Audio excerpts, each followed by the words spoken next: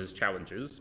I know colleagues will want to ask a bit more about some of those aspects later on, but I wanted to just ask about the impact on interest rates. So you've said in your report that you've raised permanently the interest rate by a quarter as a result of the measures taken in the budget.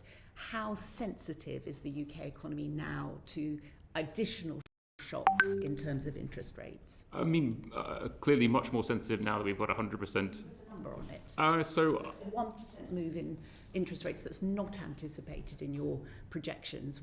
How sensitive would that make the UK economy? I think around a 1 percentage point increase in interest rates. Colleagues may help me, but it is. In terms of the impact on the fiscal position, we have various scenario analysis and sensitivity analysis in the EFO. So I think it's roughly a 1 percentage point increase in interest rates adds about 16 billion or so to borrowing. Entire headroom, basically. Well, actually, I think in terms of looking at headroom against the current budget, which is about 10 billion, we have some sensitivity analysis which I think says you just need a change in the effective interest rate of about 0.3, 30 basis points. So just to be clear, so 0.3% change would wipe out the headroom. Yeah. Absolutely. Thank you very much.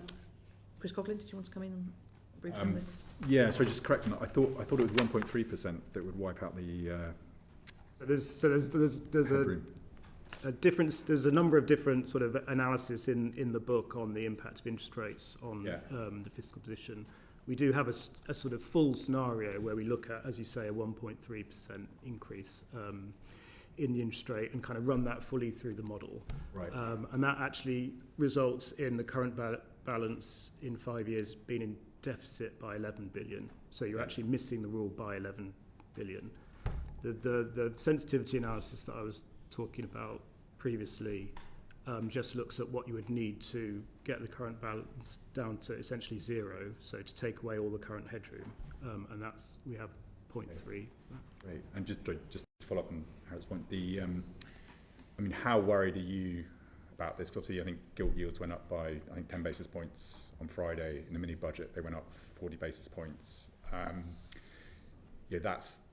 think that's the highest ex the mini budget. I think that's the largest increase in gilt yields we've seen from any budget for many years. And related, the other thing I'm worried about is I think I saw that there's 22 billion of extra borrowing just from the result of inflation-linked gilts in government debt. And given that the extra spending is only 30 billion, that seems highly material to me in terms of the overall risk profile